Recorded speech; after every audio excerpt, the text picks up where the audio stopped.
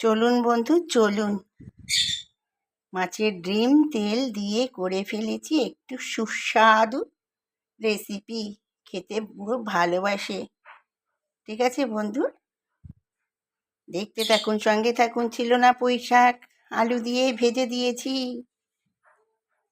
আছে সাথে অন্য কাবাব।